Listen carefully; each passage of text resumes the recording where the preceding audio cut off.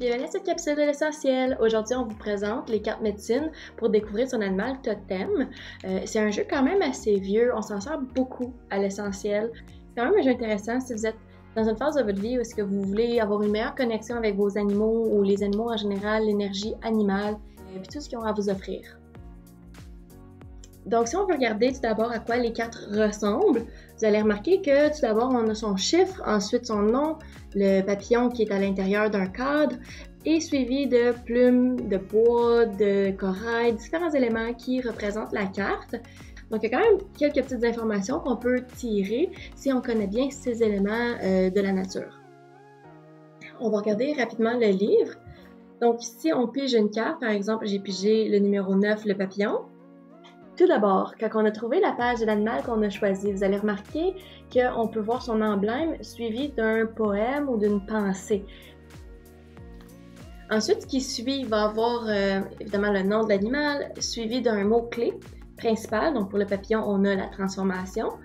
Et ensuite, il va avoir soit une explication de l'énergie du papillon par rapport aux traditions autochtones, ou une histoire en rapport au papillon. Il y a des questions aussi qu'ils peuvent poser, puis on a une dernière section où est-ce que ça explique les cartes à l'envers. Donc il y a quand même des choses intéressantes qu'on peut soutirer juste d'un seul animal. Par contre, c'est pas la seule chose qui est intéressante avec ce jeu-là. Oui, les animaux, oui, on apprend les différentes traditions pour chacun des énergies animales. Cependant, ce jeu vient aussi avec des enseignements sur comment découvrir nos animaux totems, comment utiliser les forces des animaux pour venir nous supporter. Donc, on a une lecture des 9 animaux totémiques. Comme on peut le voir à l'écran, on voit qu'il y a 7 cartes qu'on peut aller chercher. Une pour le nord, une pour le sud, une pour l'ouest, une pour l'est, au-dessus, au-dessous et en dedans. Ces cartes-là, les 7 cartes, c'est vraiment nos directions. Quand on dit on a une roue de médecine, c'est les 4 directions plus l'intérieur. Ensuite, c'est les 9 animaux totémiques. Ça veut dire qu'on en choisit 2. Donc l'animal du bras droit et l'animal du bras gauche. Ces animaux-là, c'est des animaux qu'on va chercher selon nos propres expériences personnelles. Par exemple, si jamais tu fais beaucoup de rêves d'un certain animal ou tu le vois souvent dans la nature quand tu te promènes, c'est un bon signe que c'est un animal qui te supporte. Puis tu pourrais décider, bon, ben, ça va être mon animal du bras droit ou du bras gauche, dépendamment en faisant la lecture, lequel est le plus approprié. Comme dans tous les aperçus que je fais pour l'essentiel, on va faire une lecture rapide d'une carte. Donc, je vais brasser ça ici pour vous.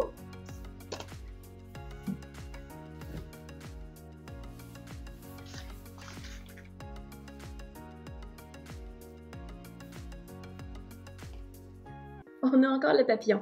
Je vais aller la lire. La puissance du papillon est dans l'élément air. C'est l'esprit, doublé de sa capacité à s'identifier et se connaître lui-même, voire à se modifier. C'est l'art de la transformation. Pour utiliser la médecine du papillon, vous devez être assez perspicace et discerner clairement votre position actuelle dans le cycle d'auto-transformation. Tout comme le papillon, vous allez toujours vous trouver à un certain stade de votre vie. Vous pouvez être à l'étape de l'œuf, qui représente le commencement de toute chose. C'est le stade de la naissance d'une idée avant qu'elle ne devienne réalité. Ensuite, on a l'étape de la larve, celle où vous décidez de manifester cette idée dans le monde réel. Ensuite vient l'étape du cocon, où vous réfléchissez de l'intérieur pour développer tel projet, telle idée ou tel aspect de personnalité. L'étape finale de la transformation, c'est l'émergence de la chrysalide et de la naissance. Cette dernière étape permet de partager l'éclat de vos couleurs et de votre joie de votre création avec le monde qui vous entoure. Pour déceler où vous en êtes dans votre cycle, posez-vous les questions suivantes. S'agit-il de l'étape de l'œuf? Une pensée ou une idée? S'agit-il de l'étape de la larve? Une décision à prendre? S'agit-il de l'étape du cocon? Un plan à mettre en point, des actions à entreprendre?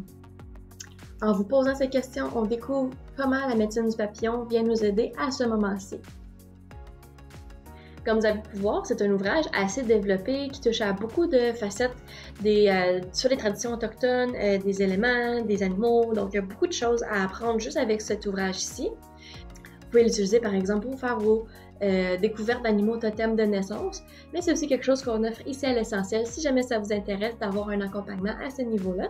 Sur notre site web, on a aussi une liste d'animaux totems qui en a un peu plus que ce qui est dans ce livre-ci. Ça, c'est beaucoup focusé sur les animaux amérindiens, essentiellement ceux qu'on trouve sur le continent de l'Amérique. Sur notre site, on a aussi des animaux comme l'éléphant, tout ça, qui vont un peu plus en détail. Donc si jamais c'est quelque chose qui vous intéresse, je vais laisser un lien sous la vidéo. Donc c'est tout pour cette capsule. Merci beaucoup d'avoir écouté.